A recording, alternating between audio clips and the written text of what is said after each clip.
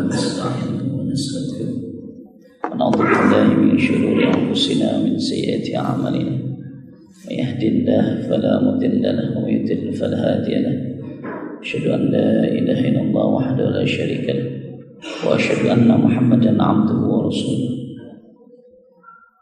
حسبي الله لا إله إلا عليه توكلت وهو رب العرش العظيم.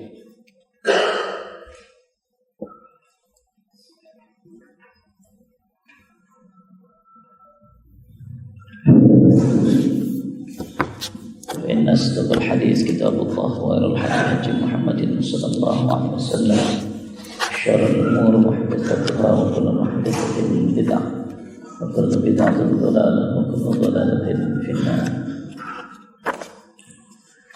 Kita akan lanjutkan kajian kitab Sahih Fiqh Sunnah Tamamul Minnah.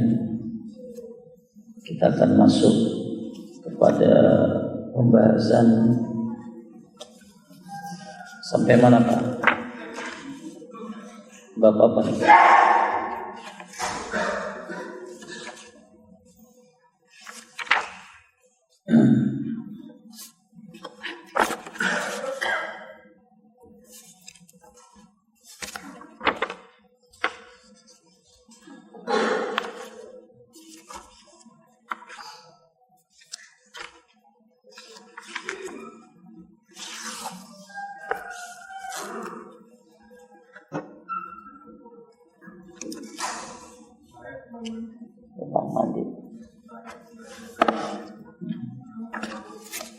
Tayamum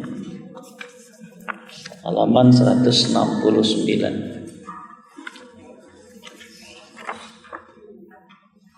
Halaman 169.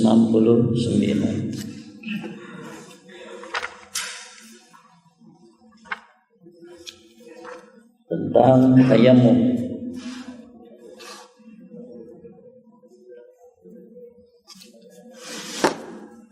Halaman 169. Asy-Syaukani berkata, ketahuilah bahwa tayamum itu telah ditetapkan oleh Alkitab, As-Sunnah dan Ijma'.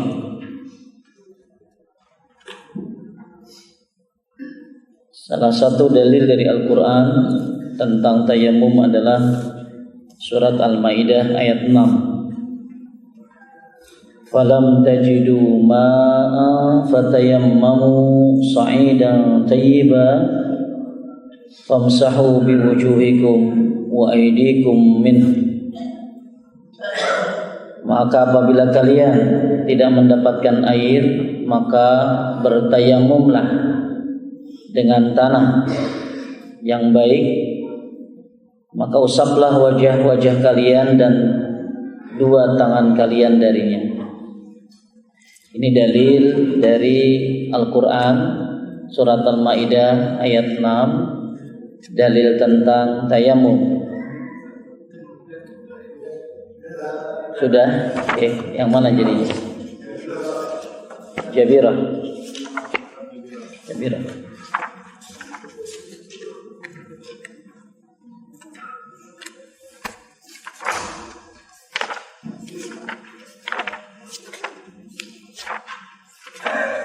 Langsung aja kitab sholat ya.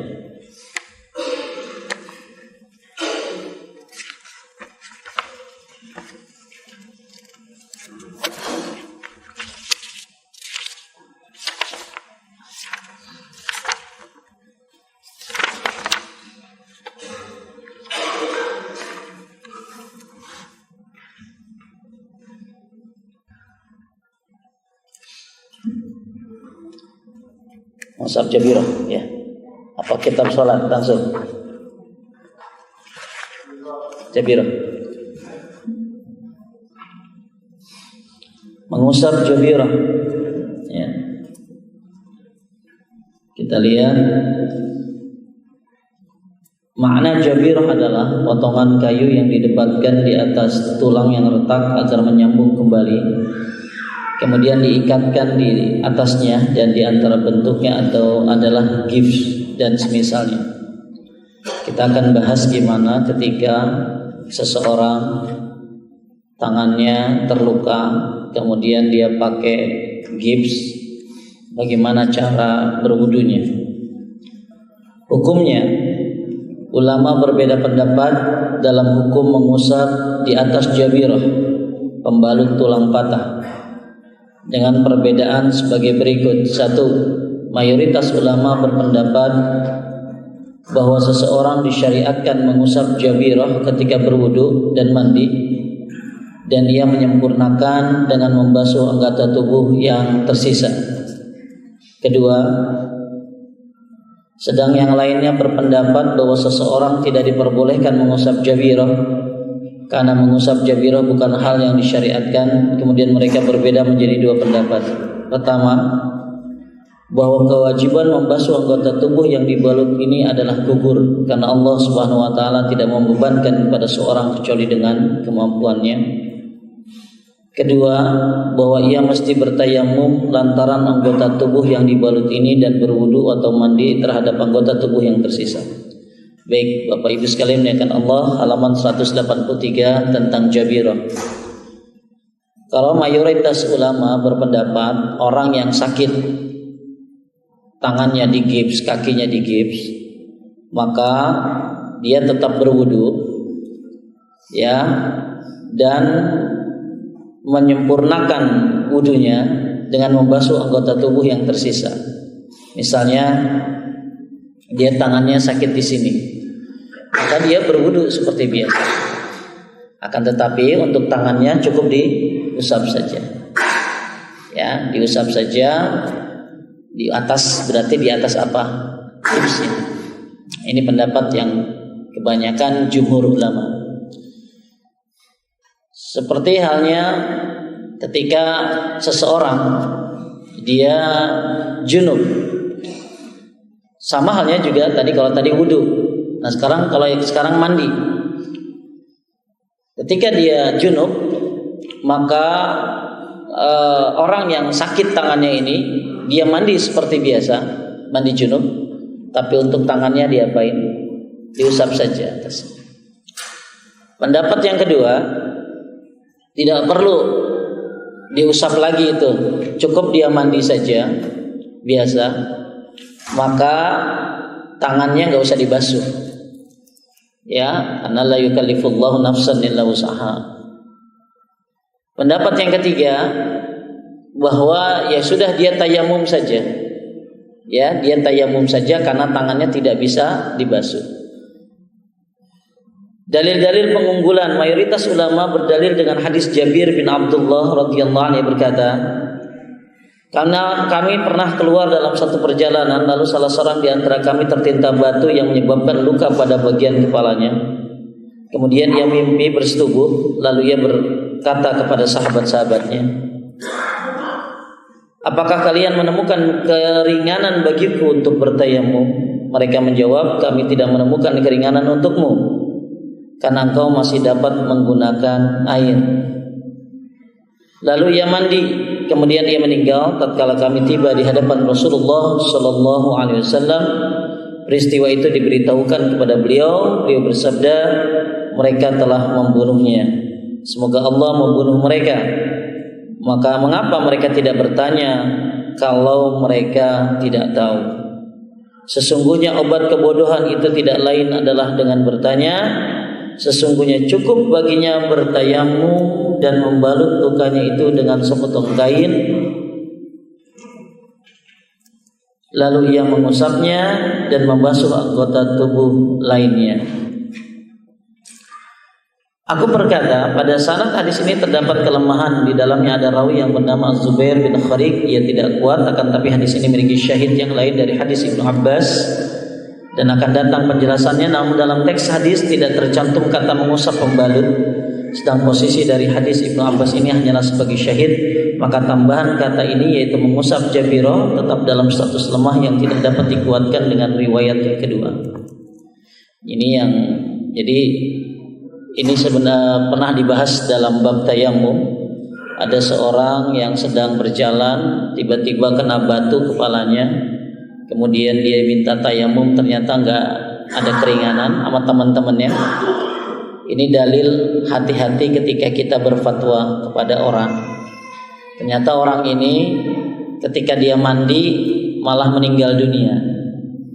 Ya, dan perkara ini disampaikan kepada Rasulullah dan Rasulullah sallallahu alaihi wasallam ya menyalahkan mereka yang berfatwa tanpa ilmu. Ya, dan orang itu mati. Maka disinilah Nabi mengajarkan tentang tata cara tayamum bagi orang yang junub. Ya, orang yang junub. Kemudian ada tambahan yang diperselisihkan adalah tambahan dalam riwayat ini mengusap tayamum lalu kemudian mengusapnya dan membasuh anggota tubuh yang lainnya. Maksudnya yang luka ini ditaruh kain, lalu yang lainnya sisanya diusap kainnya saja. Hadis ini dijadikan dalil bagi mereka orang-orang yang kalau sakit tangannya pakai gips, cukup dia bertayamum dan kemudian mengusap atasnya. Sedangkan mayoritas ulama berdalil atas tidak disyariatkan mengusap jabirah karena tidak ada satu hadis sahih pun yang menyatakan hal itu. Sedang untuk bertayamum mereka berdalil dengan riwayat Jabir yang lalu ditambah dengan syahid untuk hadis tersebut. Ada hadis Ibnu Abbas dan lafaznya adalah bahwa ada seorang laki-laki berjunub pada musim dingin lalu dia bertanya lalu diperintahkan untuk mandi dan kemudian mati. Lalu hal itu dilaporkan kepada Nabi sallallahu alaihi wasallam, lalu beliau bersabda, apa urusan mereka sehingga Allah membunuh mereka? Beliau mengulangi sampai 3 kali, sungguhnya Allah menjadikan tanah itu atau tayammum sebagai pencuci. Dan dari Ibnu Abbas radhiyallahu anhu berkata, jika seorang berjunub dan padanya terdapat luka dan cacar lalu ia khawatir kebinasaan menimpa dirinya, jika mandi ia berkata ia mesti bertayamum dengan tanah. Atas pertimbangan di atas maka pendapat inilah yang diunggulkan, yaitu tidak disyariatkan musab jabirah, yang diwajibkan atasnya hanyalah bertayamum lantaran sahihnya berita yang menyebutkan hal itu dan lemahnya riwayat yang mengusap jabirah. Adapun orang yang berpendapat tidak adanya keharusan bertayamum dan mengusap jabirah dan berpandangan bahwa seorang itu cukup mandi dan tidak perlu membasuh anggota tubuh yang terkena luka sakit, maka mereka berdalil dengan firman Allah, la yukallifullahu nafsan illa wus'aha. Al-Baqarah 286. Allah tidak membebani seorang melainkan dengan kesanggupannya.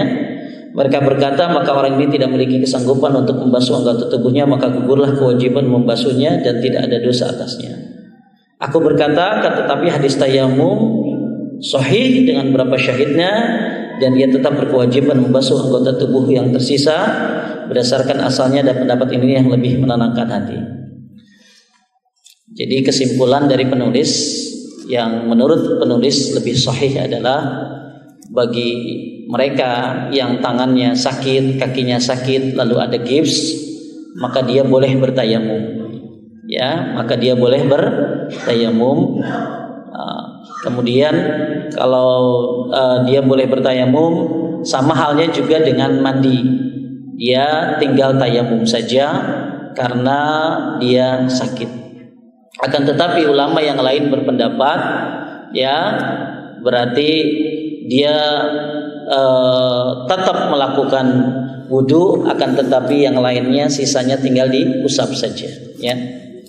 Beberapa catatan, jika sudah tidak ada keperluan dalam menggunakan jabirah seperti anggota tubuh yang sakit telah sembuh, maka ia wajib mencopot jabirah tersebut karena sudah tidak sah mengusap di atasnya setelah itu.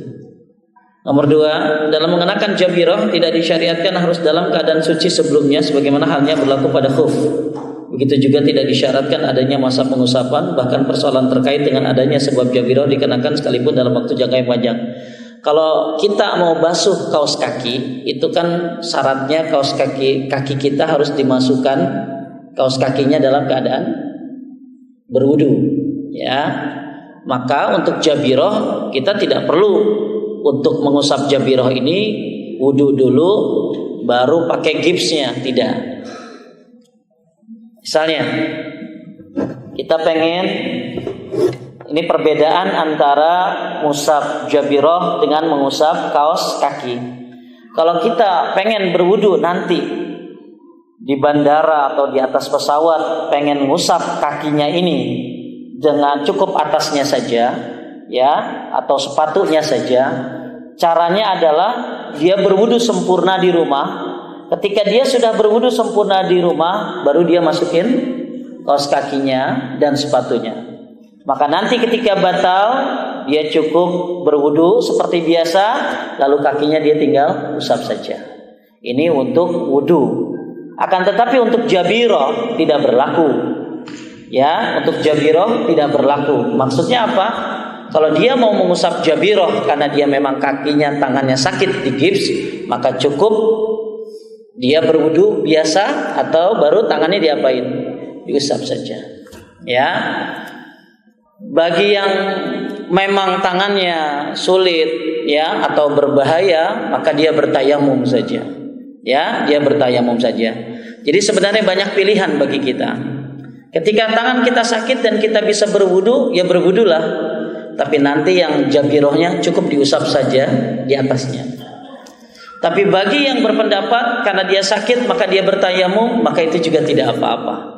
Ya, akan tetapi ketika kita mampu melakukan sesuatu maksudnya ketika kita mampu untuk mengusap, ketika seseorang misalnya tangannya sakit, lalu dia berwudu dan dia mampu berwudu sebenarnya, cuman tangan kirinya sakit, maka tangan kanannya dia tetap berwudu, tapi tangan kirinya dia usap. Ya, sama halnya juga dengan mandi junub. Dia mandi junub seperti biasa, tapi begitu tangannya dia cukup usap saja. Nah, ulama yang lain berpendapat cukup dia tayamum saja, karena sudah sakit.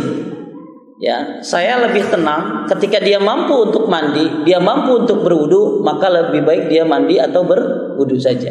Lalu tangannya diusap. Ya, tapi ada ulama yang berpendapat cukup dia tayamum saja. Ya.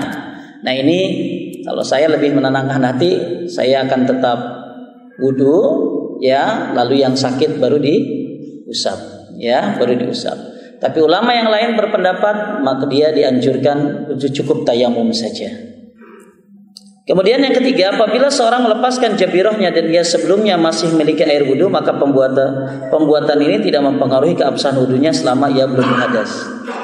Misalnya dia udah wudu, lalu tangannya diusap jabirahnya, maka kemudian sembuh, kalau dia belum batal ya masih berlaku untuk wudunya. Karena yang membatalkan wudu itu bukan karena kesembuhannya, tapi karena dia berhadas. Yang keempat, tidak ada keharusan bagi pemakai jabirah mengulangi semua salat yang telah ia kerjakan. Berbeda halnya dengan pendapat sebagian Asy-Syafi'iyah dan Hanabiliyah yang mengharuskan mengulangi semua salat tersebut. Jadi ketika 3 hari dia pakai gips, seminggu dia pakai gips, tidak perlu dia ulangi salat-salat yang dia mengusap jabirahnya.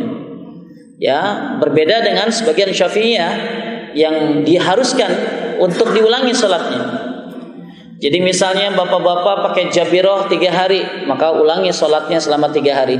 Ini tentu sangat memberatkan. Ya, jadi tidak perlu diulangi semua sholat yang dia lakukan dengan jabirah. Untuk pembahasan jabirah sangat simpel sebenarnya, ya, sangat simpel sekali. Akan tetapi karena banyak pendapat ulama, akhirnya jadi banyak perbedaan. Tapi cukup untuk masalah jabirah ini diusap saja di mana dia tempat sakitnya, ya.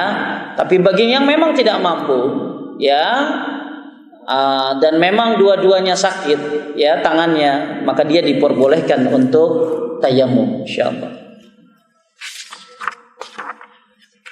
Selanjutnya bab tentang haid nifas dan istihadah. Mau langsung bab sholat, Pak? Langsung bab sholat aja ya. Ya.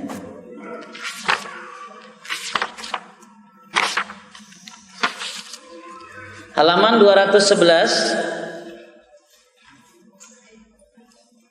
Kitab Sholat.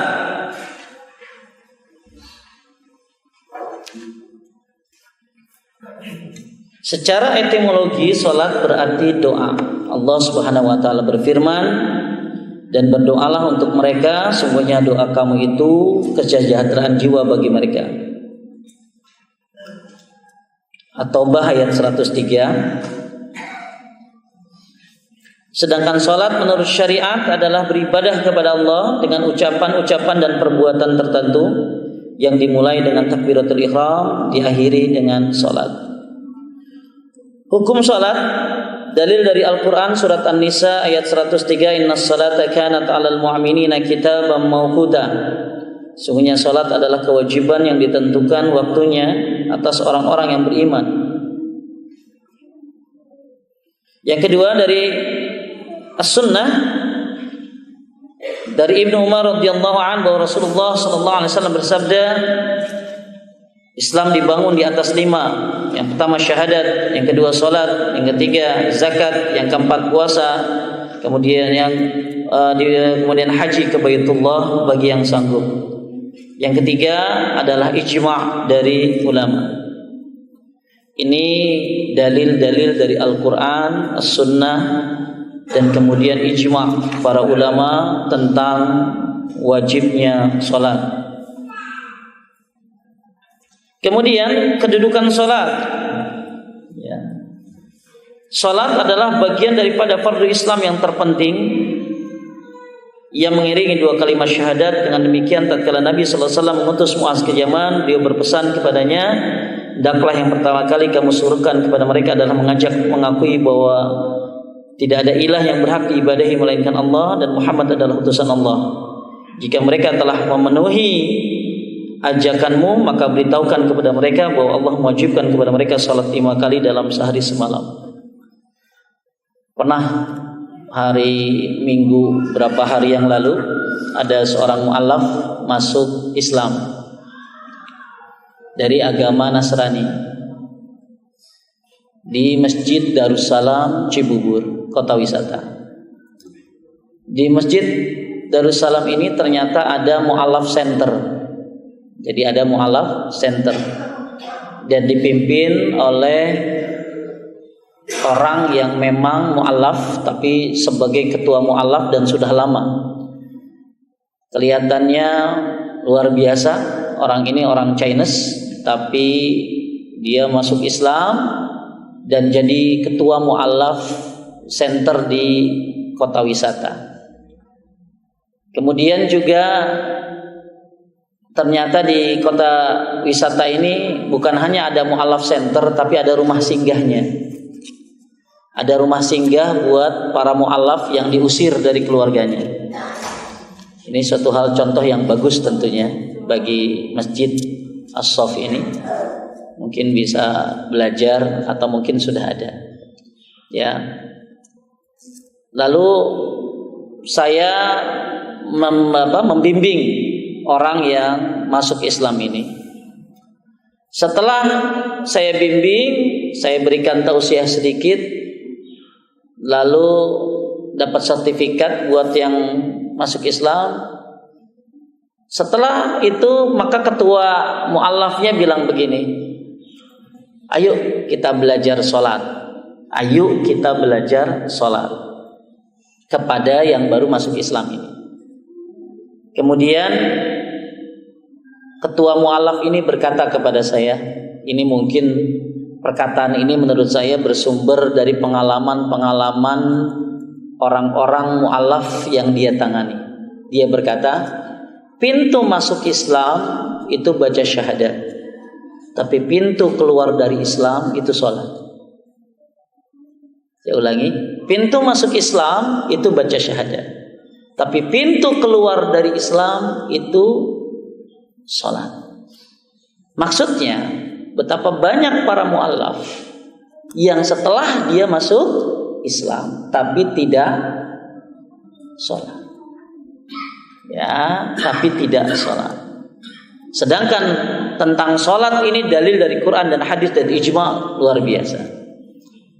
Dan saya pernah melihat keluhan-keluhan dari mereka orang-orang yang suaminya masuk Islam. Mungkin ini oknum ya, tapi saya lihat banyak. Suaminya masuk Islam karena pengen nikah. Setelah nikah dia berkeluarga, ya tapi tidak sholat. Dan ternyata ini jumlahnya lumayan yang saya lihat. Ya, Jadi kata-kata Bapak tersebut kepada saya, ketua mu'allaf ini, mudah-mudahan bisa diteruskan ya. Udah ada Pak mu'allaf center sini? Udah ada? Boleh itu dibikin ya. Ya, mu'allaf center supaya, dan karena banyak orang yang masuk Islam tapi setelah itu tidak ada pembinaan ya, bahkan ketika keluarganya mengusirnya pun dia harus kemana bingung. Nah, ini bisa dicontoh dari Masjid Darussalam Kota Wisata Cibubur yang memang sudah lama masjid itu ya. Kembali lagi, kata-kata ketua mu'allaf ini memang mencerminkan betapa banyak orang-orang yang masuk Islam dengan syahadat dengan begitu mudahnya, tapi dengan begitu mudahnya juga dia bisa menyebabkan orang ini akhirnya menjadi fasik, fajir atau kufur kecil karena dia meninggalkan apa? Salat. Ya. Oleh karena itu kita harus paham betapa pentingnya kedudukan salat. Untuk semua perintah, haji, umrah, puasa, zakat, nabinya tinggal turun ayat saja. Tapi untuk masalah salat, nabinya langsung dipanggil oleh Allah Subhanahu wa taala yang dikenal dengan peristiwa apa? Isra dan Mi'raj. Ya. Oleh karena itu, hati-hati dari kita meninggalkan salat karena kedudukan salat ini sangat tinggi sekali. Ya. Nah, apalagi mereka, kalau kita bicara tentang masalah salat-salat yang sangat memang ditekankan dalam pelaksanaannya, khususnya salat asar. Dalam hadis yang diriwayatkan oleh Bukhari, man taraka salatal ashri faqad habitu amaluhu. Orang yang meninggalkan salat asar hilang amalnya. Makanya orang-orang yang suka, salah satu tanda-tanda orang munafik itu suka menunda-nunda salat asar. Ya, sampai-sampai matahari sudah mau terbenam, dia baru melaksanakan salat asar dengan cepat. Dalam hadis tadi disebutkan, barang siapa yang meninggalkan salat asar hilang amalnya. Dalam hadis riwayat Bukhari yang lain, orang yang meninggalkan salat asar maka seperti kehilangan hartanya, keluarganya. Maka kata dalam kitabnya Abu Malik Kamal Said Salim disebutkan, jagalah salat asar sebagaimana engkau menjaga hartamu dan keluargamu. Nah, ini kenapa asar Pak Ustadz ditekankan di sini? Ya, wallahu alam. Tapi salah satu salat yang dapat nama predikat apa asar tuh? Asar tuh nama lainnya salat apa? Salatul wusta. Ya, itu salat asar. Oleh karena itu semua salat tentu jangan sampai ditinggalkan. Ya, apalagi khususnya salat asar. Maka dalam hadis disebutkan man shallal bardaini dakhalal jannah. Siapa yang salat bardain? Bardain ini apa? Subuh dan asar. Dakhalal jannah, dia bisa masuk surga. Ya, man shallal bardaini dakhalal jannah. Siapa yang salat bardain? Bardain ini subuh dan asar, dia bisa masuk surga. Ya, mudah-mudahan Allah Subhanahu wa taala memberikan kita surga karena menjaga salat. Baik, kita lihat bilangan salat yang difardukan. Bilangan salat yang difardukan semua sepakat 5 kecuali mazhab Abu Hanifah. Kalau mazhab Abu Hanifah salat itu 6. Satu lagi salat witir. Ya, kalau mazhab Abu Hanifah salat wajib itu 6. Satu lagi salat witir. Memakai hadis man lam yutir falaisa minna. Siapa yang tidak salat witir bukan bagian dari kami. Hadis yang lain, al-witru haqqun, witir itu hak. Itu dijadikan landasan oleh mazhab Abu Hanifah kalau salat witir itu wajib. Ya. Bahkan Nabi SAW dalam hadis yang diriwayatkan oleh Muslim, ketika kita tidak bisa tahajud belum witir, sedangkan subuh mau datang, apa yang dikerjain? Subuh tinggal 5 menit lagi, tahajud belum, witir belum. Apa yang kita kerjakan?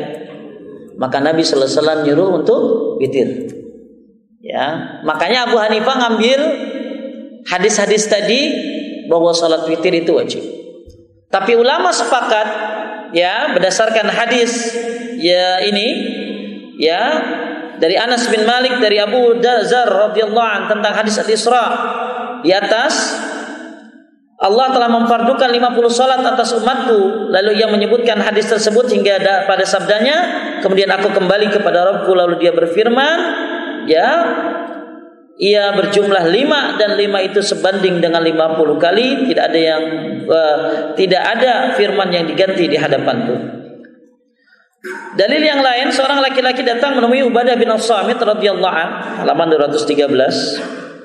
Lalu aku berkata, wahai Abu Walid, sesungguhnya aku pernah mendengar Abu Muhammad Al-Ansari berkata, salat witir itu wajib.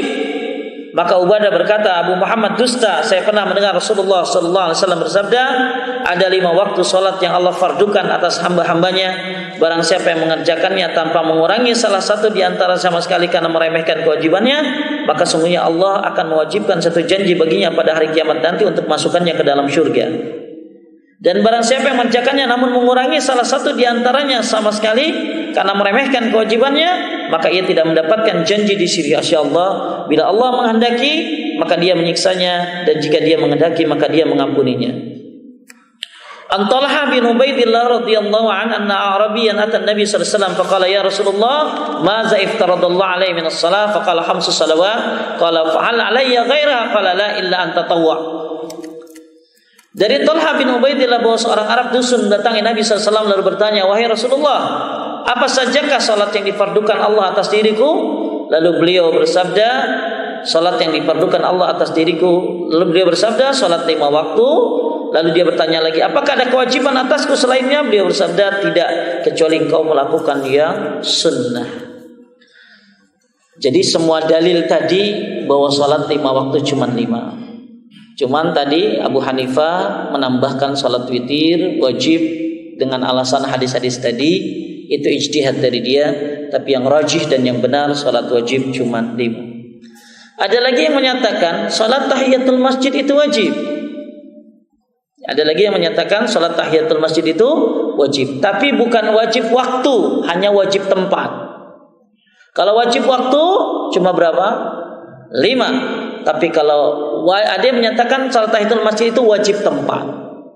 Salat tahiyatul masjid itu wajib tempat, ya. Kemudian keutamaan salat dan anjuran dalam melaksanakannya. Mudah-mudahan dengan dibacakan ayat-ayat dan hadis ini tentang keutamaan salat dan anjuran dalam melaksanakannya, kita semangat, termotivasi. Yang pertama surat At-Taubah ayat 18.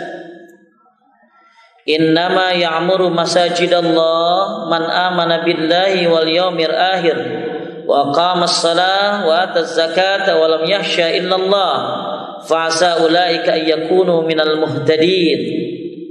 Hanyalah yang memakmurkan masjid-masjid Allah ialah orang-orang yang beriman kepada Allah dan hari kemudian. Mudah-mudahan kita termasuk orang yang memakmurkan masjid-masjid, yang diriin masjid banyak, yang tapi yang makmurin dikit. Ya, waktu bikin minta-minta sumbangan capek-capek, begitu jadi kagak pada diisi. Nah, ini mudah-mudahan Masjid As-Saff ini istiqamah dalam memakmurkan masjid-masjid ini.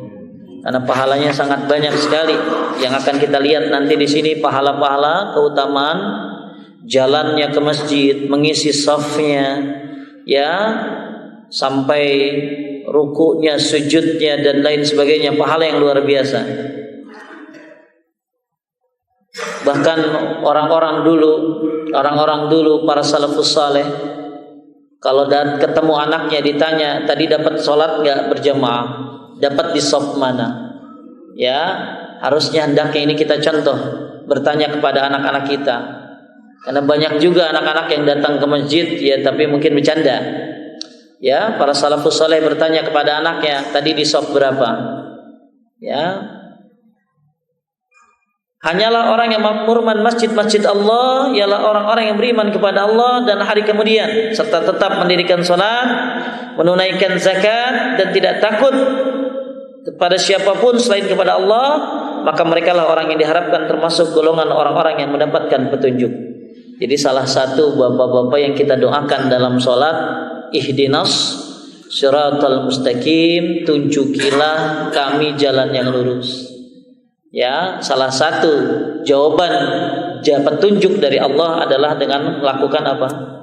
Dengan memakmurkan masjid. Karena di ayat ini Allah berfirman, ulaika ayyakunu minal muhtadin. Syekh bin Bas, dan kita nggak apa-apa doain orang begini Pak, yahdi, semoga kamu dapat apa? Hidayah, atau hadakallah. Cuma biasakan kita kalau doain orang, ya jazakallah khairan, atau doa-doa yang lain. Tapi salah satu doa yang bagus buat saudara-saudara kita siapapun adalah mintakan hidayah. Kadang-kadang kita kalau didoain sama orang, mudah-mudahan dapat hidayah ya. Emang gua mau alaf. Sebenarnya hidayah ini kita butuhkan sampai kita mati.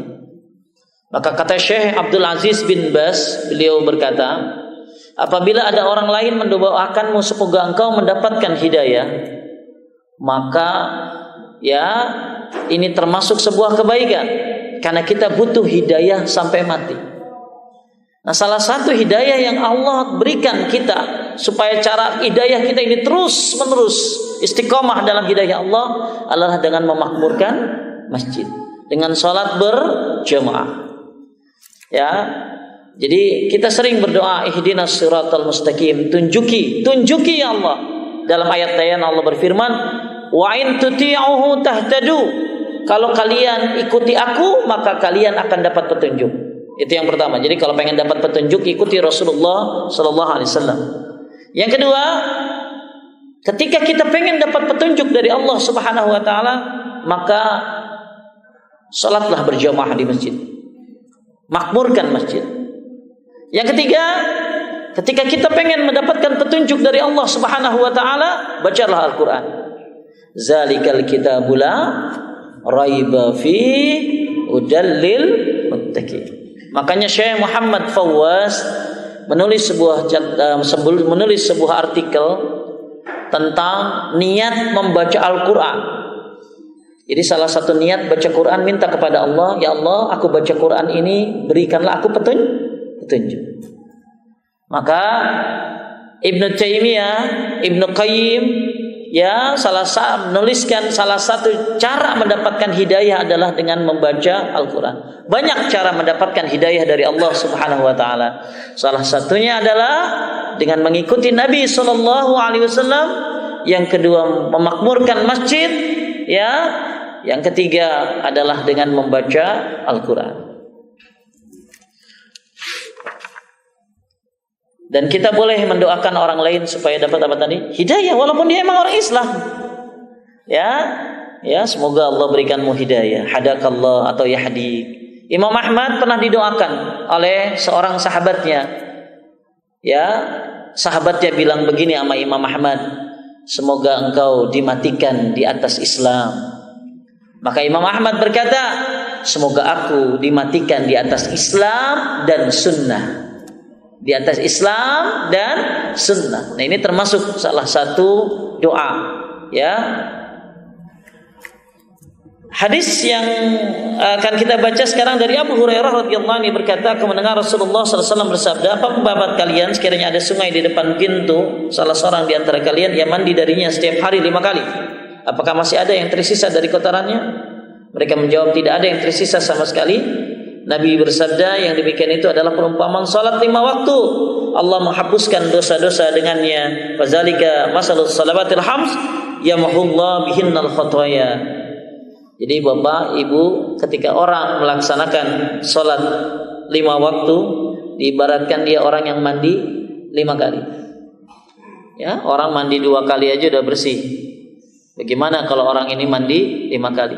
Itulah salat. Apalagi dia salatnya di mana? Di masjid. Ya, Masya Allah.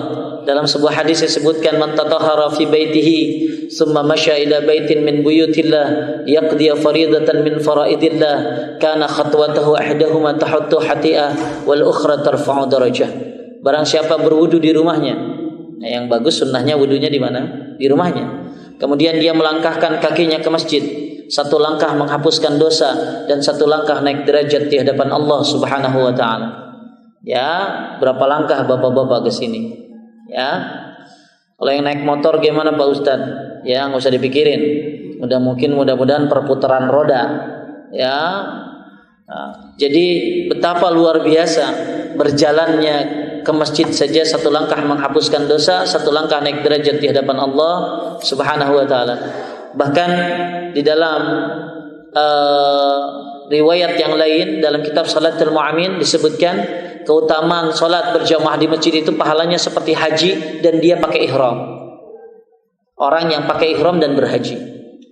Ya, jadi bapak-bapak bisa mendapatkan pahala haji dan umrah, ya, yaitu dengan 5 kali sehari dengan cara salat di masjid. Ya. Kemudian dari Abu Hurairah radhiyallahu anhu Rasulullah bersabda, salat 5 waktu, salat Jumat hingga Jumat adalah kafarah lima bainahuma. Ya, adalah penghapus dosa-dosa di antara keduanya selama tidak melakukan dosa-dosa besar. Berarti kalau kita salat 5 waktu ke 5 waktu dari zuhur ke asar, itu dihapuskan dosa antara zuhur ke asar. Dari asar ke maghrib kita salat maghrib, maka dari asar ke maghrib dihapusin dosanya. Dari maghrib ke isya, dari isya ke subuh, di antara salat 5 waktu dari salat ke salat itu menghapuskan dosa selama kita tidak melakukan dosa apa? Besar. Ya. Dosa-dosa kecil insyaallah dengan mudah gampang hilang. Salah satunya dengan melaksanakan salat 5 waktu. Dan dari Jumat ke Jumat, ya, dari satu Jumat ke Jumat berikutnya itu termasuk menghapuskan dosa selama 1 minggu, selama dia tidak berbuat dosa besar. Ya, dosa besar ada berapa, Pak? Ya, dosa besar ada berapa? Di dalam kitab Al-Kabair ada kurang lebih 76 dosa-dosa besar. Ya. Kemudian dari Amr bin Murrah Al-Juhni radhiyallahu anhu berkata, seorang laki-laki datang menemui Nabi sallallahu alaihi wasallam bertanya, "Wahai Rasulullah, apa pendapatmu jika saya bersaksi bahwa tidak ada ilah yang berhak diibadahi melainkan Allah dan bahwa engkau adalah Rasulullah? Saya mendirikan salat 5 waktu, menunaikan zakat, puasa di bulan Ramadan, menegakkan salat malamnya, maka masuk golongan manakah saya?"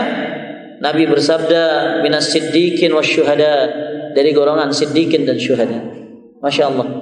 Ya, jadi bapak-bapak, ibu-ibu sekalian dimuliakan Allah, siapa yang sholat, kemudian zakat, kemudian puasa, kemudian dia sholat malam, maksudnya tahajud, qiyamul lail, maka golong manakah saya?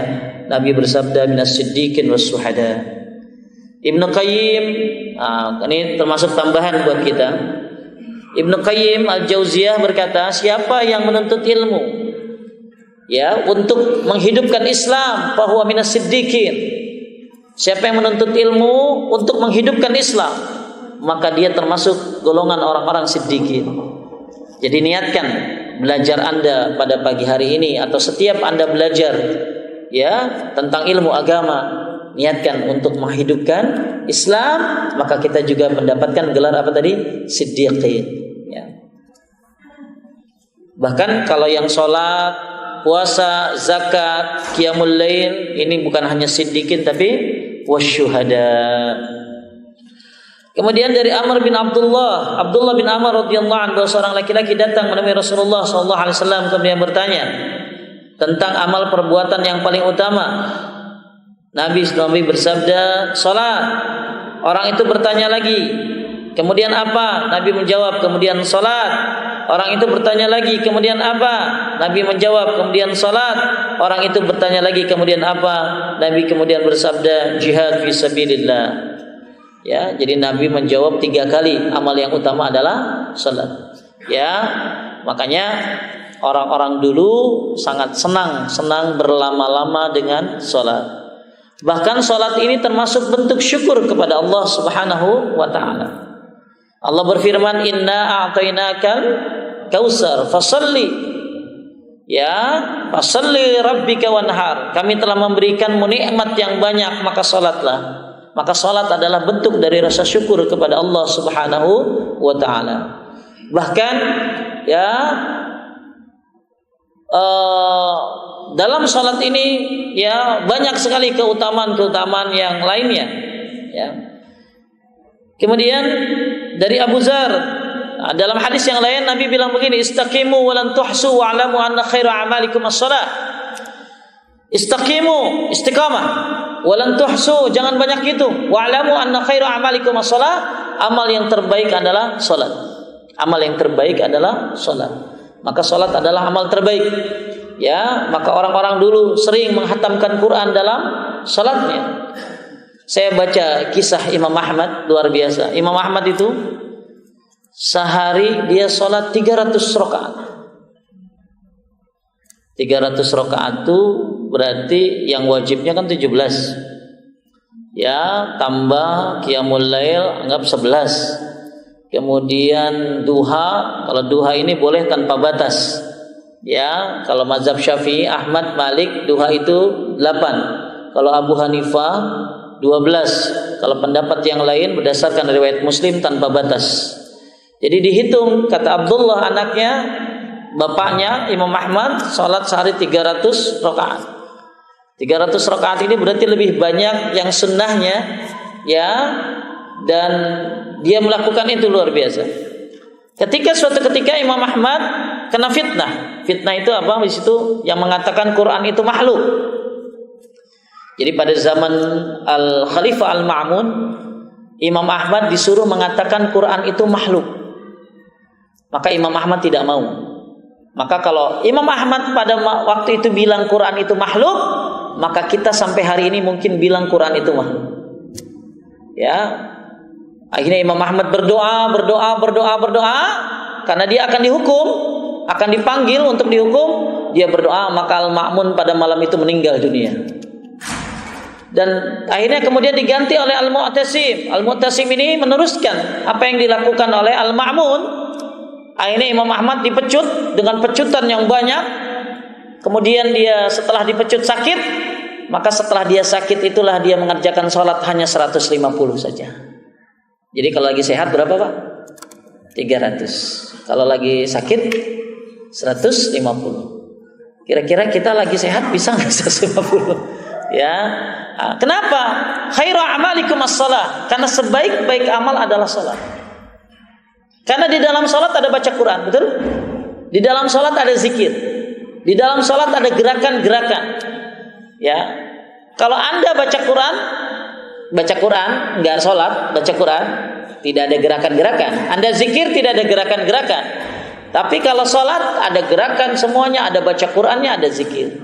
Makanya orang-orang dulu senang berlama-lama dalam salatnya, dan Nabi SAW sampai rakaat pertama baca Al-Baqarah.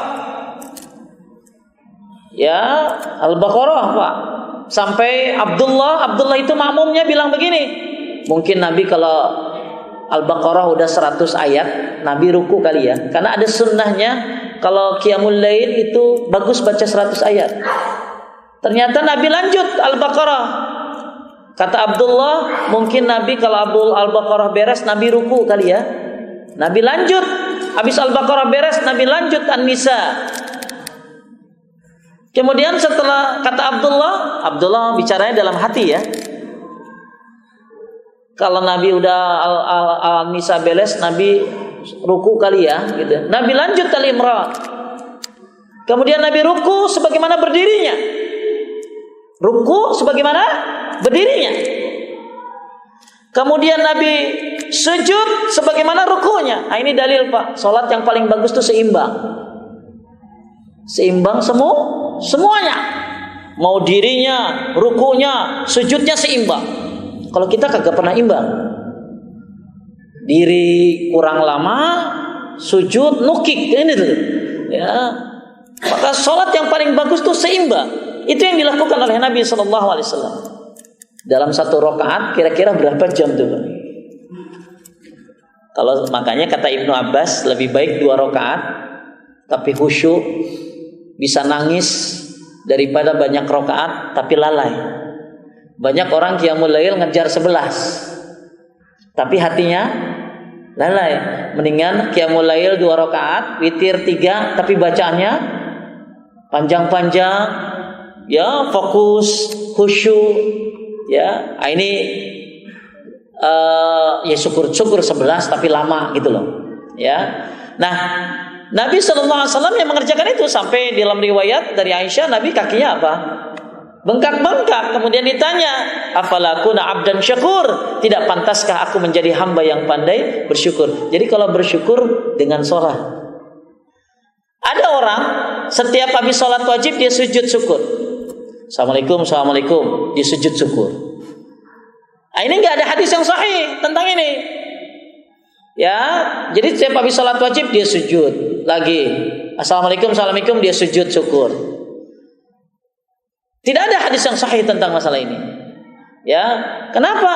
Karena sholat itu bentuk syukur. Udah nggak perlu pakai sujud syukur. Sholat itu bentuk syukur kepada Allah. Saking bersyukurnya Nabi SAW, maka sholatnya luar biasa. Sampai-sampai Nabi SAW ya tadi kakinya sampai bengkak-bengkak. Habis sholat Nabi nanya sama Abdullah, apa yang kau niatkan Abdullah? Apa kata Abdullah? Aku hendak meninggalkanmu ya Rasulullah. Coba kalau di kita ada imam baca Al-Baqarah, terus An-Nisa, terus Al-Imran, begitu salam apa yang Anda temukan? Kamarana iya jamaah gitu. Ya, Masya Allah luar biasa. Ya, Imam Bukhari biasa menghatamkan Quran dalam tahajudnya. Maka Imam Bukhari itu hatam Quran 3 hari sekali. Dan kapan menghatamkannya? Lagi tahajud. Ya, lagi tahajud. Nabi SAW, nanti kita ketemu surat-surat yang dibaca oleh Nabi dalam sholat. Nabi pernah sholat maghrib baca Al-A'raf. Al-A'raf itu 206 ayat. Dibagi 2. Berarti rakaat pertama 103, rakaat kedua 103. Karena jumlahnya berapa tadi? 206. Kita mau maghrib maunya pendek-pendek ya.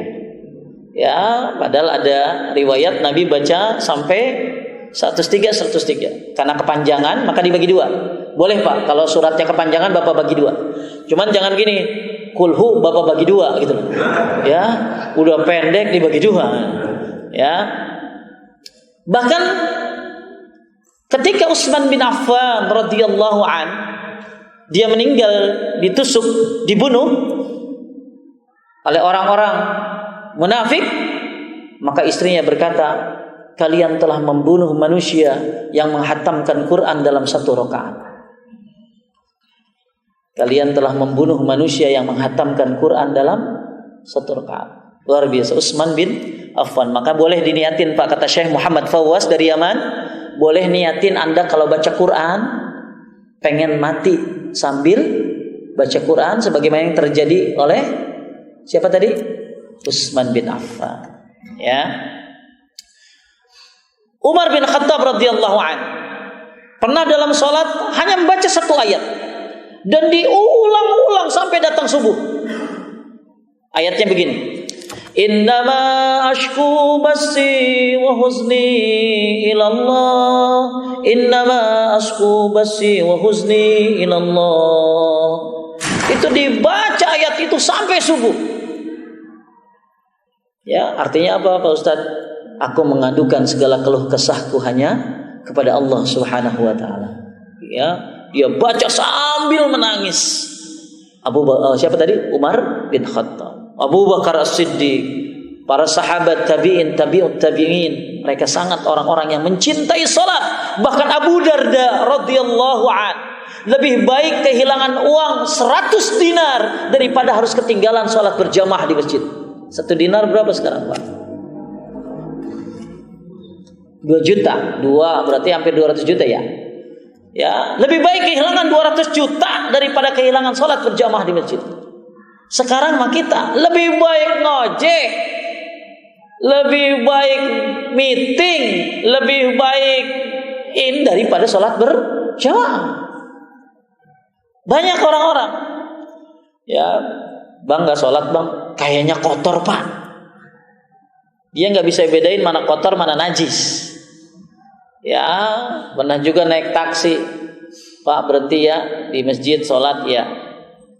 Kirain dia ikut sholat, pulang ke situ masih ada di situ. Ternyata dia nggak sholat. Betapa banyak orang gara-gara meeting dia harus ninggalin sholat. Gara-gara hanya uang sekian saja dia ninggalin sholat.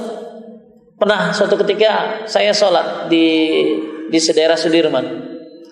Kemudian asar, kok nggak ada orang gitu loh, nggak ada orang gitu. Kemudian akhirnya datang tuh 3 orang, buka keran, cuci tangan. Ternyata saya tungguin nggak datang. Ternyata habis makan, numpang cuci tangan.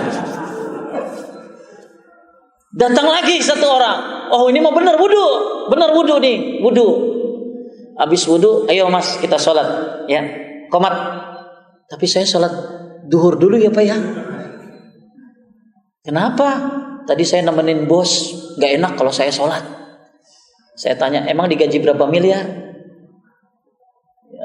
Ya banyak orang digaji sekian berani ninggalin sholat, masya Allah.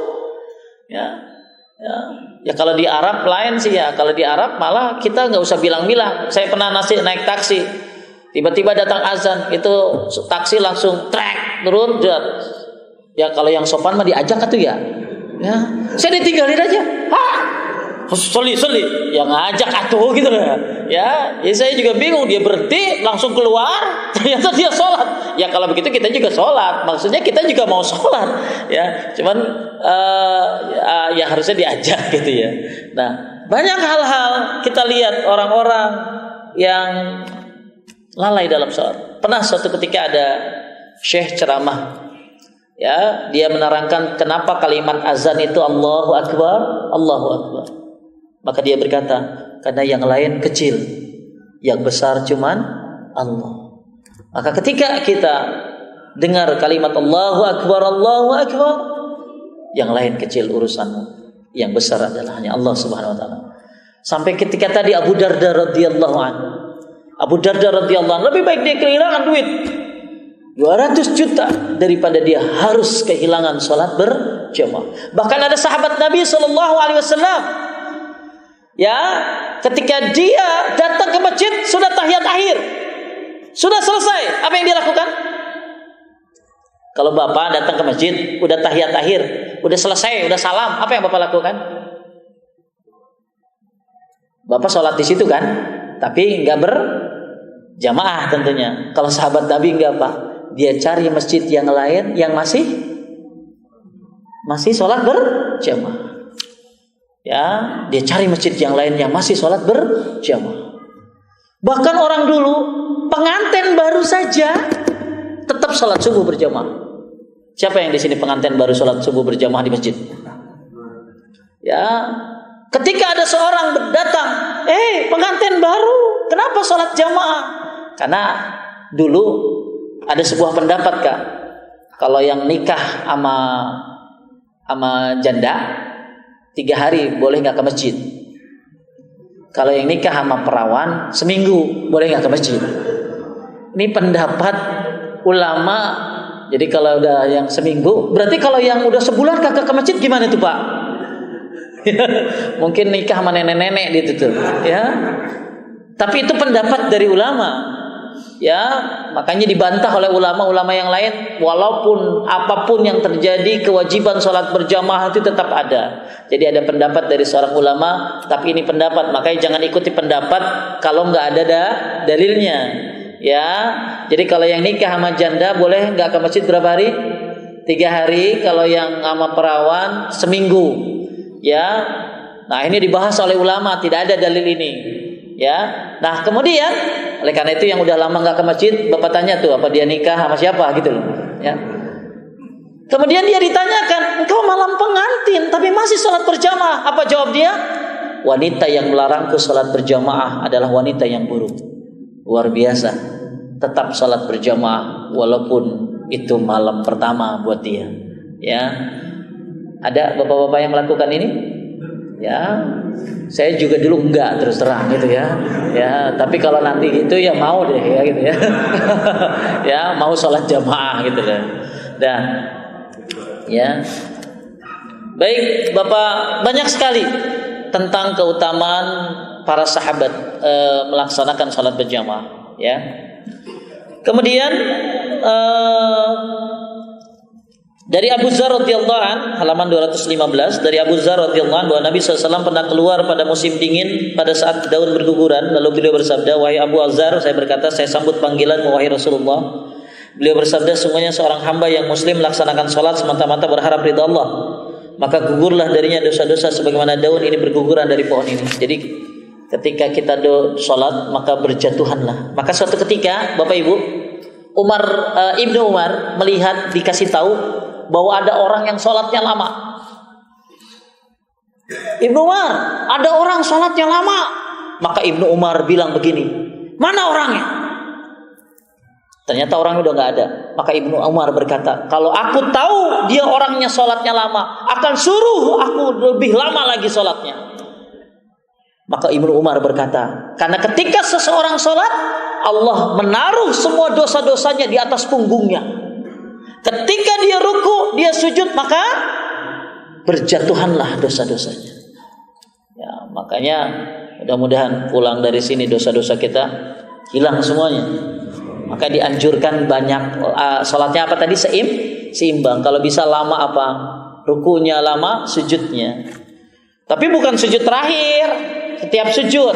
Kalau mau lama, ya. Nah, rukunya lama, sujudnya lama, apalagi kalau sholat sendirian. Kalau imam mungkin harus lihat keadaan, ya. Makanya kalau kita lihat lagi sholat, datang ke masjid terlambat, lihat imam lagi sujud, apa yang kita lakukan? Langsung ikut sujud. Dapat rakaat enggak? Enggak. Dalam kitab Ahkam Huduril Masajid, Syekh Abdullah Fauzan ketika Anda datang ke masjid, imam sedang sujud, ikut sujud. Walaupun Anda tidak dapat rakaat, tapi Anda dapat ampunan dosa dan akan naik derajat satu.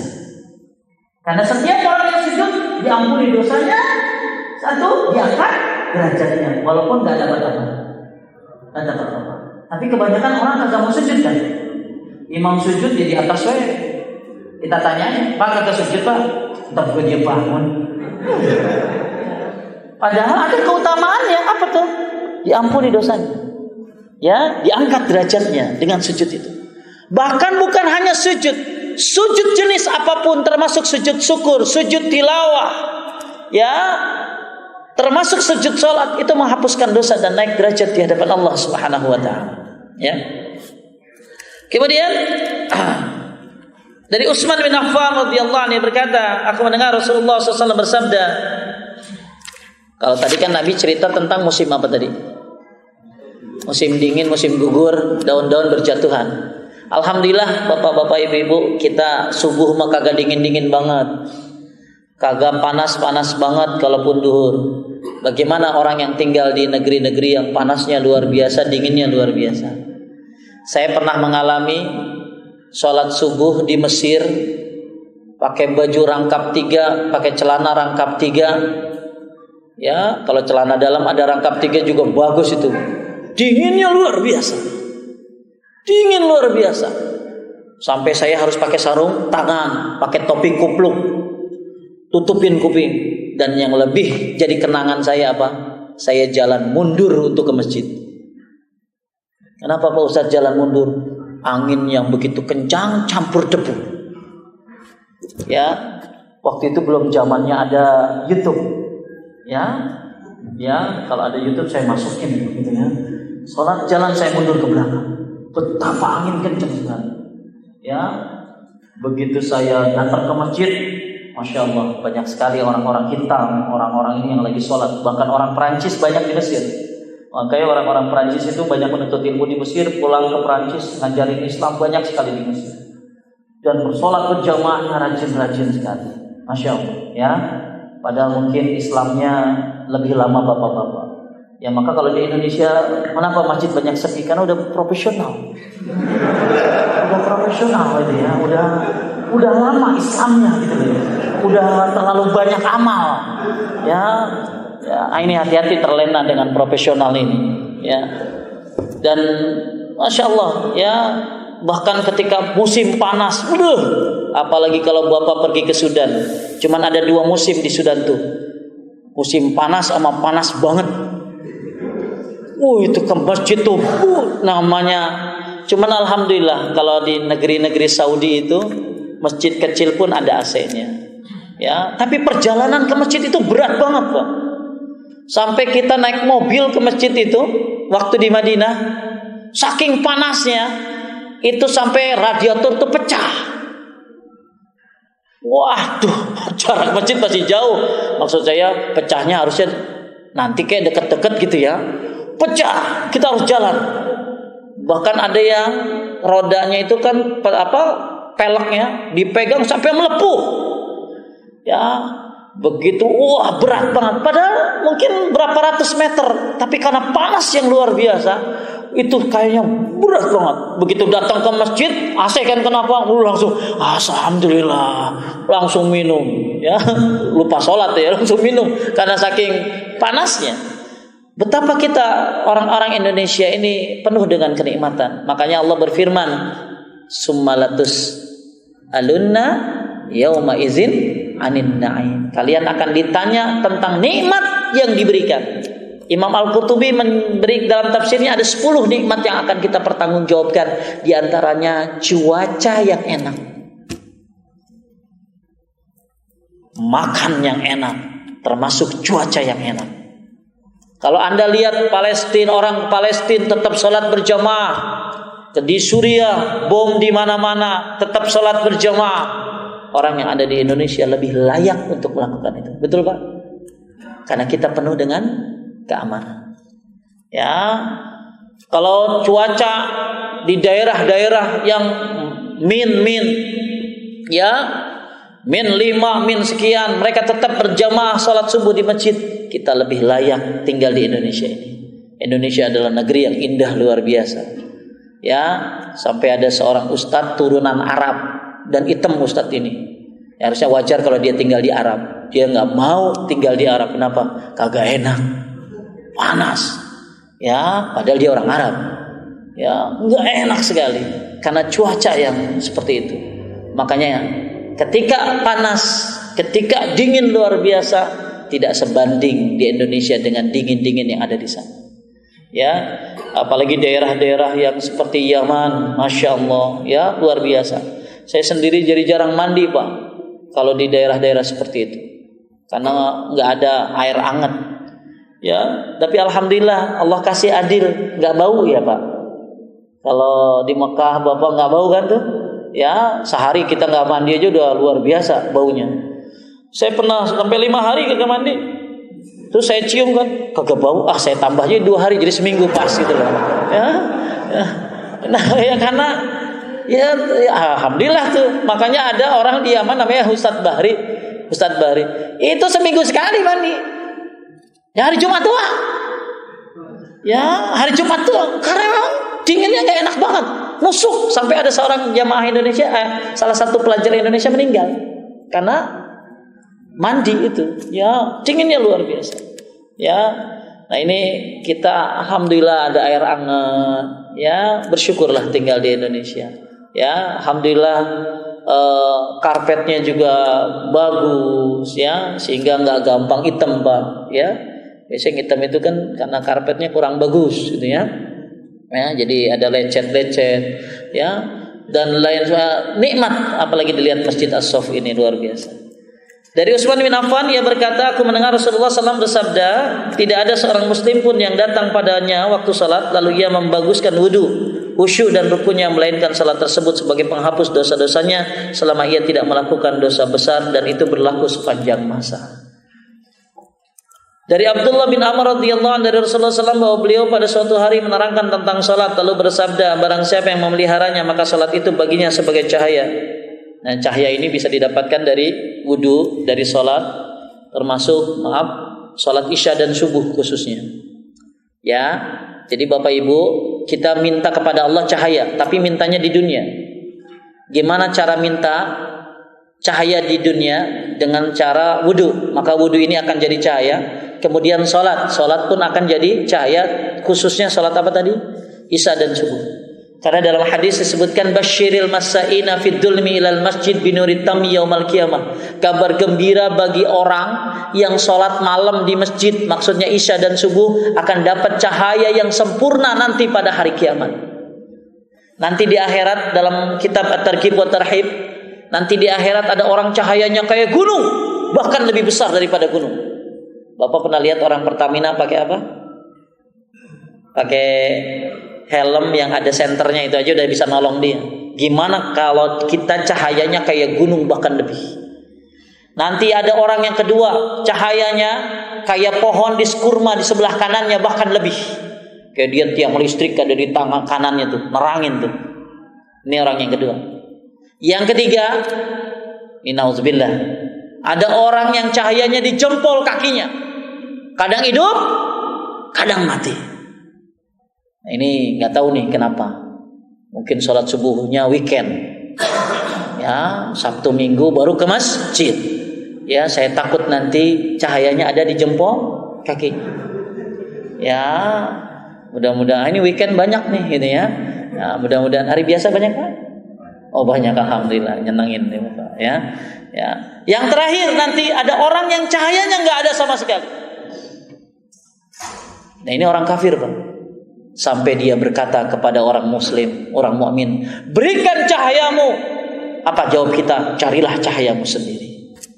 Nah ini mudah-mudahan ya sholat-sholat yang kita lakukan, khususnya sholat isya dan subuh, akan memberikan cahaya.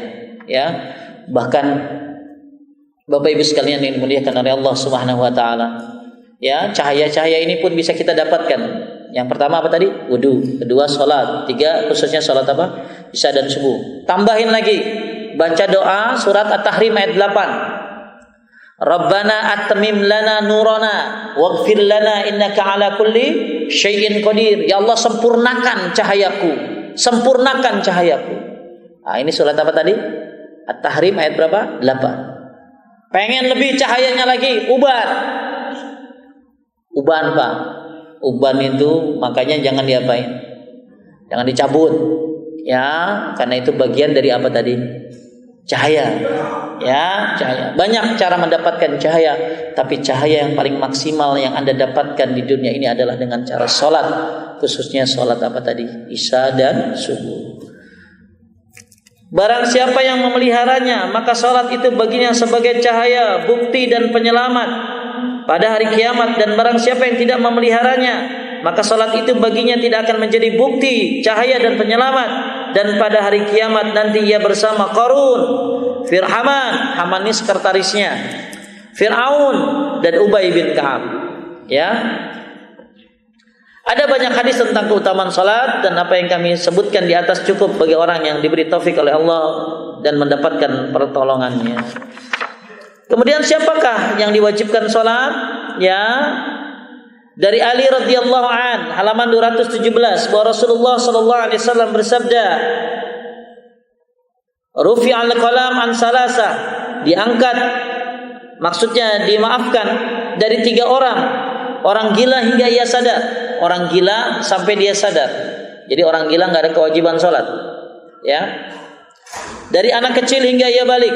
Tapi kalau ada anak kecil sholat, haji, umrah, maka pahalanya buat orang tuanya. Asal bapaknya juga tetap sholat. Ya, jangan anaknya rajin ke masjid, bapaknya kagak ke masjid. Gitu dia ditanya, bapak nggak sholat, kan pahala lu buat gua, gitu loh. Ya, ini kagak benar bapak kayak begitu. Dan dari orang tidur hingga ia bangun. Makanya Bapak Ibu, kalau Anda ketiduran, bangun sholat subuh jam 10 misalnya, 10 siang, ini sebenarnya mati suri dia, ya. Jadi habis dia ingat, dia langsung sholat. Malah Nabi ngerjain qobliyah dulu baru subuh. Jadi dalam hadis Riyadhus Shalihin, Nabi pernah ketinggalan sholat subuh di atas kendaraannya, matahari sudah terbit. Berarti udah terlambat dong, udah syuruk dong. Maka Nabi sholat apa dulu? Qobliyah dulu baru sholat subuh. Tidak ada alasan orang tidak sholat. Sampai mazhab Syafi'i ngajarin orang sholat yang gak punya baju.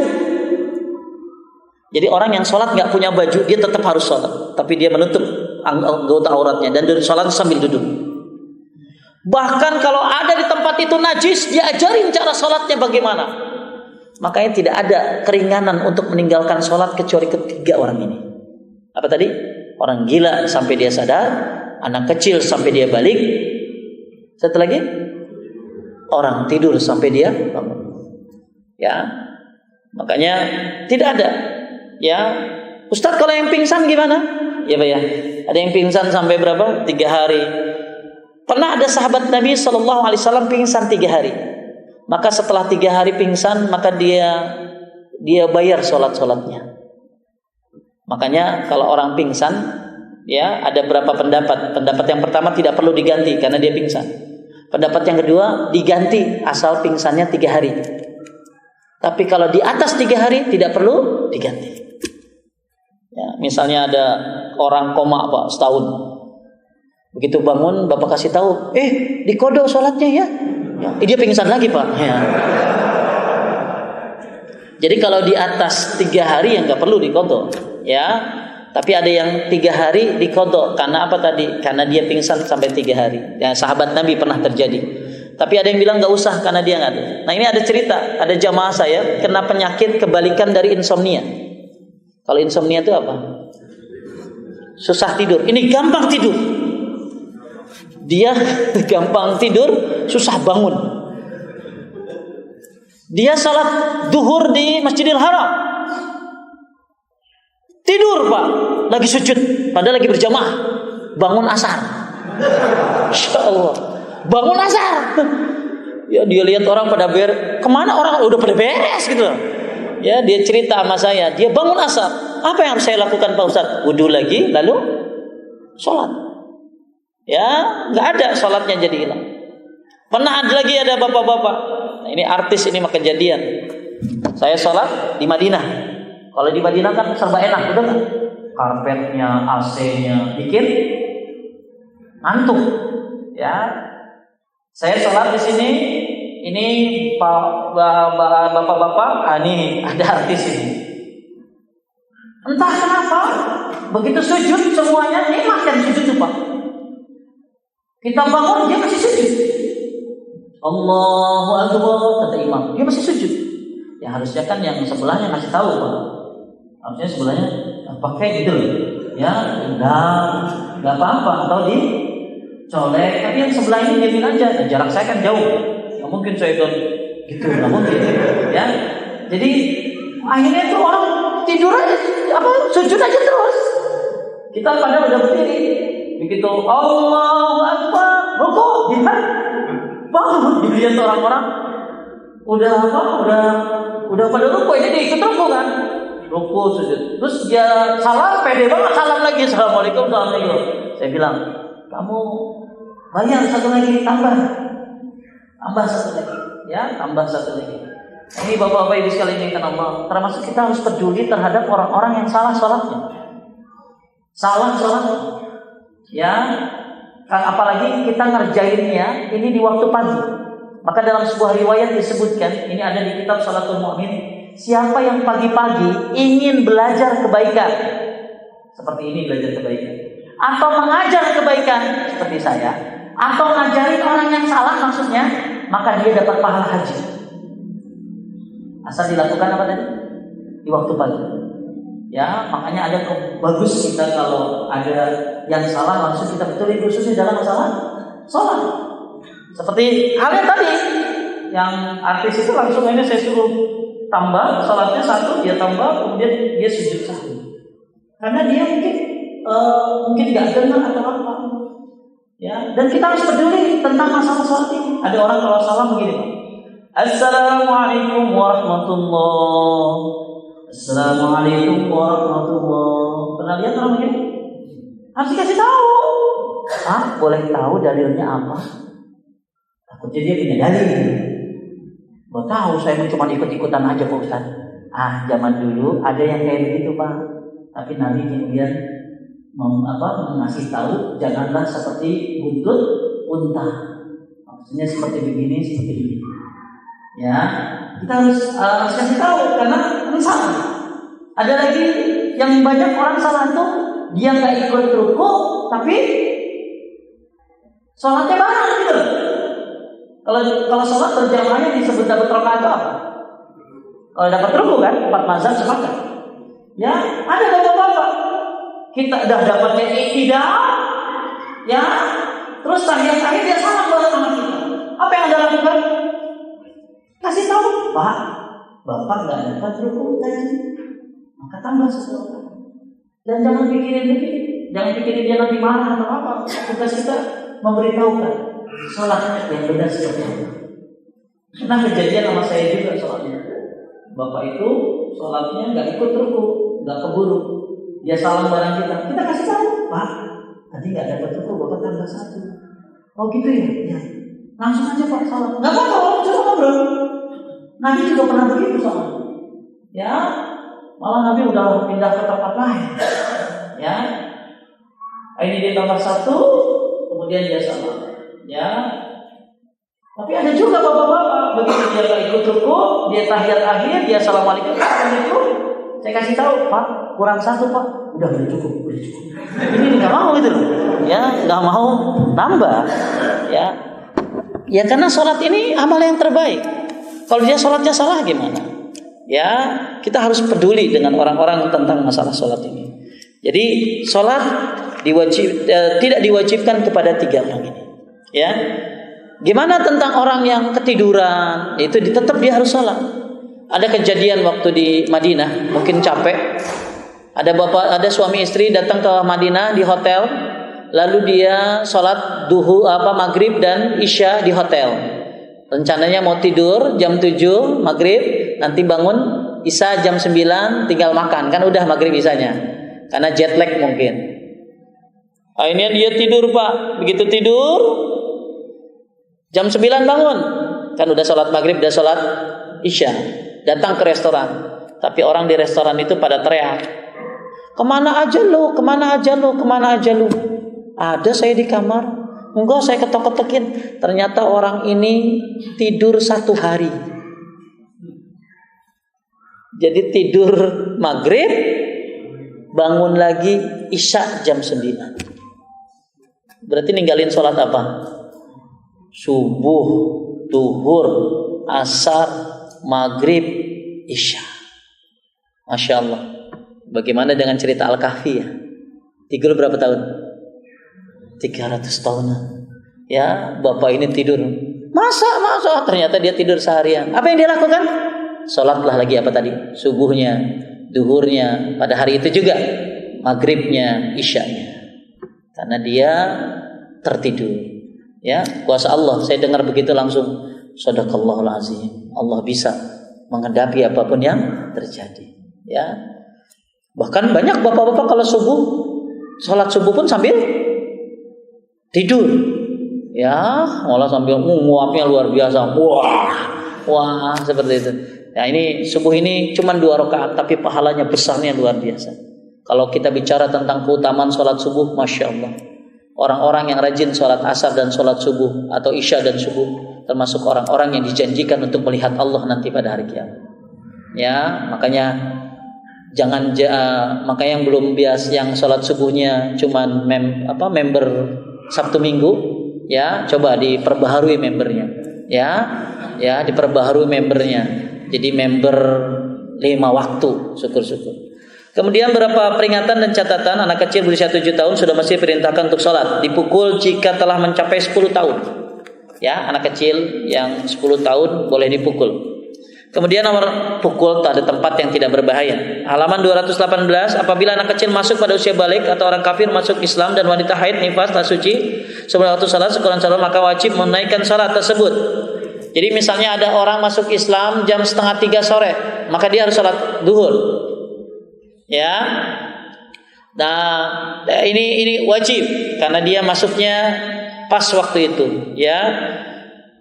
Dan termasuk ibu-ibu, nah ini buat ibu-ibu nih, kadang-kadang udah waktunya haid, tapi belum keluar, masuk sholat duhur, nanti aja jam 1.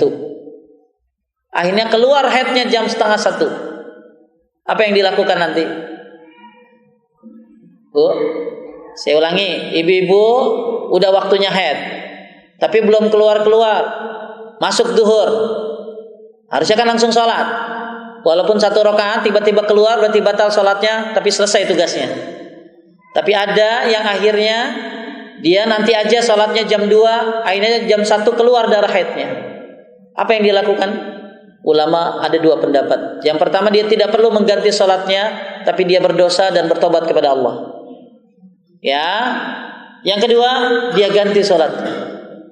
Ya, dia ganti salatnya karena innas salata kanat 'alal mu'minina kitaban mauquta. Salat telah datang pada waktu yang sudah ditentukan, tapi ternyata dia tidak salat. Ya, jadi ada dua pendapat, tidak perlu diganti karena dia enggak ada niat ninggalin salat, tapi dia banyak beristighfar dan bertobat kepada Allah karena waktu salat sudah datang ternyata dia belum salat. Ya. Bahkan ada pengantin, waktu itu saya dapat cerita dari seorang syekh, ada pengantin waktu sholat maghrib sudah datang. Biasanya kan pengantin tuh suka lama gitu loh. Bahkan kata ibunya, nggak usah sholat, nanti aja. Pengantin ini tetap maksa. Saya mau sholat, saya mau sholat. Perempuan ini. Akhirnya dia buka semua dandanan, dia sholat. Shadaqallahul azim. Di saat sujud itulah ternyata Allah ambil nyawanya. Ya, makanya yuk ya, ketika waktu sudah masuk bersegeralah untuk sholat. Ajal nggak ada yang tahu kapan. Ya. Kemudian orang keempat, Ibnu Taimiyah berkata bahwa sholat itu dapat mencegah dari perbuatan keji dan munkar. Ini termasuk bapak-bapak. Kalau ada orang sholat ternyata masih membuat kemungkaran, kata Syekh Utsaimin, mungkin Allah tidak menghendaki kebaikan dalam sholatnya. Maka haruslah seorang muslim ketika dia melaksanakan sholat mencegah perbuatan keji dan munkar. Maka ketika ada orang Islam yang masih melakukan perbuatan keji dan munkar pada dia sholat, berarti ada yang kurang dan ada yang hilang dalam sholatnya. Wallahu a'lam.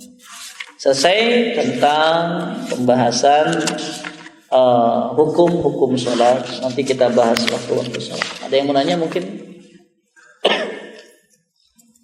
Ya. Yang tua dulu ya Pak. Tiduran 4 apa sore?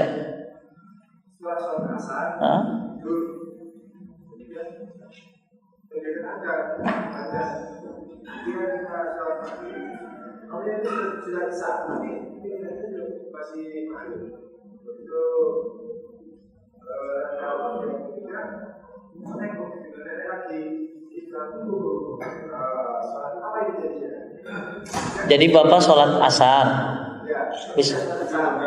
habis sholat asar tidur, terus azan maghrib. Oh, azan isya. Berarti Bapak ninggalin maghrib.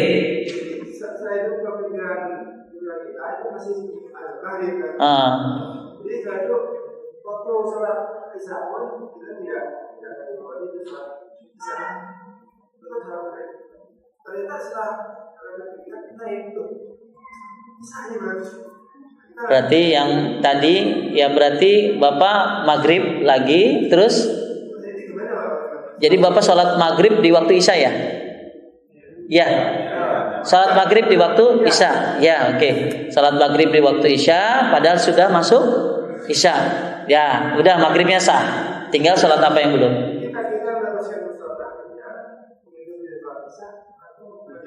Oh, berjamaah gitu ya. Ya. Ya. Jadi ini kejadiannya di rumah ya? Oh, di masjid. Oh, tidur di masjidnya ada yang bangunin itu, Pak. Ya.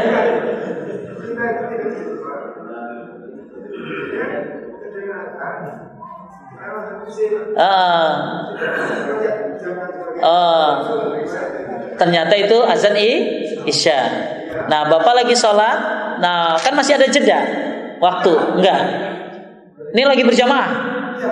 Oh, ternyata ini imamnya sholat isya, Bapak sholat maghrib.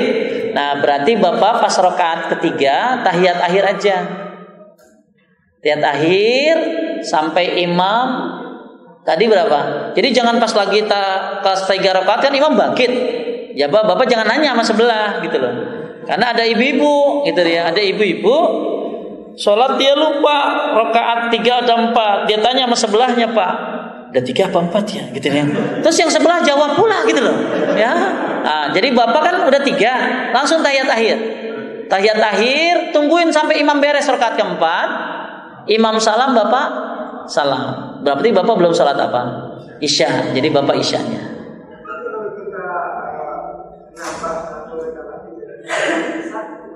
Maksudnya Bapak nambah rakaat lagi, maksudnya jadi isya dulu. Iya, jadi maksudnya kita Oh, nambah lagi. Ya, berarti yang belum maghribnya. Ya, itu aja. Tapi yang bagus ketika kita sholat merasa, oh ini sholat, karena sholat itu paling bagus berurutan. Ya, jadi maghrib ternyata imamnya isya, kita tahiyat akhir aja sendiri. Tapi jangan salah, sampai imam apa tadi? Salam, baru kita salam, lalu kita sholat isya. Tapi kalau Bapak ternyata isya dulu kan? Isya, udah berarti tinggal apa? Tinggal maghribnya. Cuman masalahnya tadi Bapak niatnya sholat apa? Maghrib kan? Iya, berarti nggak konsekuen Pak. Ya, orang udah lihat maghrib, udah lihat isya gitu loh. Jadi harusnya jangan nambah, karena nggak boleh merubah niat. Misalnya orang niat dari dari sunnah ke wajib aja nggak boleh. Misalnya niat qobliyah subuh nih, males subuh aja padahal udah gini gitu, itu nggak boleh. Ya, apalagi dari zuhur ke asar atau maghrib ke isya. Jadi harusnya Bapak tetap konsekuen sholat apa tadi? Maghrib. Karena Bapak niatnya sholat apa? Maghrib. Ya, jangan apa tadi? Nambah, jangan nambah. Berarti itu sholat apa? Isya. Ya. Nah, jadi harusnya tetap sholat maghrib. Jadi karena nggak boleh merubah apa tadi? Niat. Ya, nggak boleh merubah niat. Ya kan tadi karena niatnya sholat apa tadi? Maghrib. Makanya tetap tahiyat. Ya, tahiyat akhir. Lalu imam salam, Bapak salam, lalu sholat apa tadi? Isya. Ya, nggak apa-apa sholat berbeda niat itu. Kadang-kadang kita sering ya, kalau lagi sholat suka ada yang nepok ya. Kita padahal sholat ba'diyah maghrib kan, suka ada yang nepok dari belakang kan, supaya maksudnya berjamaah kan. Ya antepin aja. Jangan Bapak akhirnya dia nepok Bapak tuh ya, atau ya kalau sama ini nggak usah, karena banyak orang nepok. Padahal kalau orang sholat tuh bukan tandanya bukan ditepok, tempelin aja kakinya. Banyak orang sebenarnya itu ada di mazhab Syafi'i minta izin berjamaah, tapi yang nggak ada contohnya. Tapi kalau misalnya Bapak lagi sholat ba'diyah maghrib, ada orang tiba-tiba mau berjamaah, ya nempelin aja kakinya, kan berdua tuh, ya berdua. Cuman banyak yang ditepak gitu ya. Karena pernah ada kejadian ditepak, pas habis sholat dia nepak lagi, apa lu mukul gua gitu loh, ya. Nah, itu ada. Jadi ketika sholat itu boleh berbeda niat, nggak apa-apa. Misalnya orang sholat, kita gini, kita datang ke masjid, imam lagi sholat isya, sholat taraweh, sedangkan kita belum sholat apa? Isya. Maka kita boleh sholat isya di belakang yang sholat apa? Taraweh. Cuman imam begitu 2 rakaat kan salah, kita lanjut 2 lagi. Termasuk boleh juga bilangan rakaatnya beda. Misalnya imam, Bapak tadi sholat apa tadi? Maghrib, imam sholat isya, maka Bapak tahiyat akhir, begitu imam sholat isya sampai 4, Bapak baru salam, sama. Ya, nggak apa-apa seperti itu. Sholat berbeda niat, kata Syekh Albani, namal a'mal bin niat. Maksudnya pakai dalil itu semua bagaimana niatnya. Yang nggak boleh Pak, yang nggak boleh, imam sholat jenazah, Bapak sholat zuhur, itu nggak boleh, ya. Karena imam nggak pakai ruku gitu loh, ya. Jadi dibolehkan, ya Pak.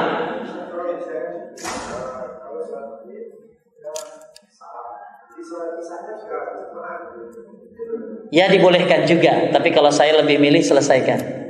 Jadi Bapak maksudnya 3 rakaat, salam, terus kemudian sholat isyanya bareng. Ada yang membolehkan, tapi saya lebih milih selesaikan.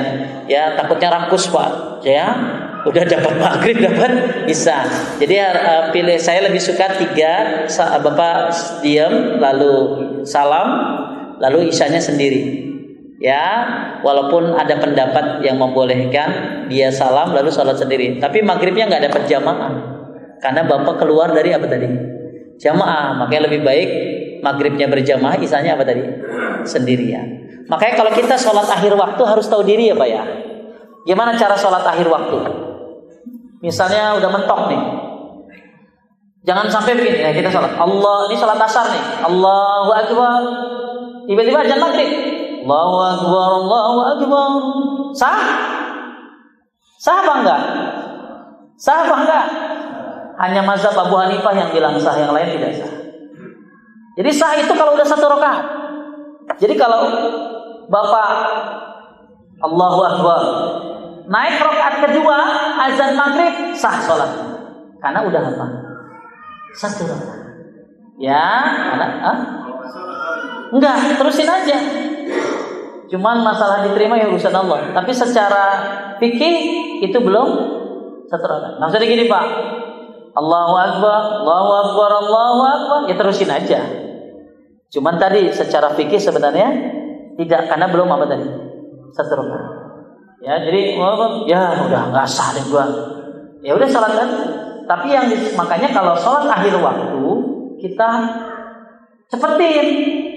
Allahu Akbar, langsung baca Fatihah. Ya, ini udah telat. Allahu Akbar kabiro, walhamdulillah katsiro. Mau aja gitu lah. Jadi Fatihah dicepetin, tetap tumanina, enggak usah baca surat, naik ke atas. Allahu Akbar, Allahu Akbar. Terusin sisanya. Ya. Jangan alhamdulillah beres. Ya masih banyak kurangnya, masih 3 lagi gitu loh ya. Itu salat seperti itu bisa saja terjadi oleh kita ketika waktu yang sudah mepet. Ya, termasuk kayak gini, sebentar lagi mau subuh. Witir belum? Ya, udah witir, kejar tuh pengennya 3 kan? Kejar 1 rakaat. Begitu tahu-tahu azan subuh, sisanya terus saja. Berarti dia sudah masuk 1 rakaat di awal waktu. Ya, ada lagi yang mana tadi Pak? Masih penasaran juga Pak.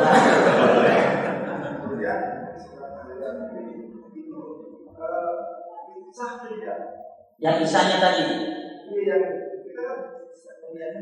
Ya, jadi nggak boleh berubah niat. Ya kalau secara fikih tidak boleh langsung. Oh, diulangi lagi sekarang Pak, nggak usah Pak, kan nggak tahu gitu ya. Ya, dan coba ya Bapak kepikiran mungkin ya, sah atau tidak ya. Jadi orang suruh dia bisa. Ya. Jadi yang udah kemarin karena tidak tahu. Tapi Bapak udah sholat penting kan? Dari siangnya udah maghribnya. Nanti kalau jangan kejadian lagi gitu ya. Ya tadi karena Bapak merubah sholat, berubah niatnya. Karena Bapak niatnya sholat maghrib, kenapa jadi isya? Gitu. Ya. Ada lagi yang mau nanya? Tadi Bapak. Salah.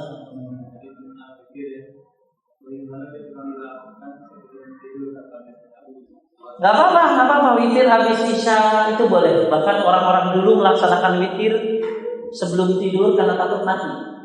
Maksudnya takutnya dia malam mati belum sempat salat witir. Maka yang melakukan itu Abu Bakar, pesan Nabi sama Abu Hurairah, Anas bin Malik dibolehkan witir sebelum tidur atau habis isya. Cuman afdalnya, bagusnya di setelah tahajud di sepertiga malam karena disaksikan oleh para malaikat seperti itu. Jadi boleh. Bahkan saya lebih suka malah karena takutnya tiduran, apalagi yang udah capek-capek ya dan lain sebagainya. Apalagi istrinya udah ngarep-ngarep, takutnya nanti ya witir kagak ya. Junub iya kan gitu kan ya. Ada lagi yang mau nanya? Ya, Bapak Ibu sekalian, mudah-mudahan jadi tambah rajin sholat berjamaahnya, khususnya buat suaminya, ya, buat anak-anak lakinya, dan mudah-mudahan ibu-ibu pun bisa dapat pahala dari jamaahnya Bapak dengan cara memberikan fasilitas tentunya. Ya, fasilitas itu maksudnya apa? Nyiapin semuanya, ya, motornya udah dipanasin, mobilnya dan lain sebagainya.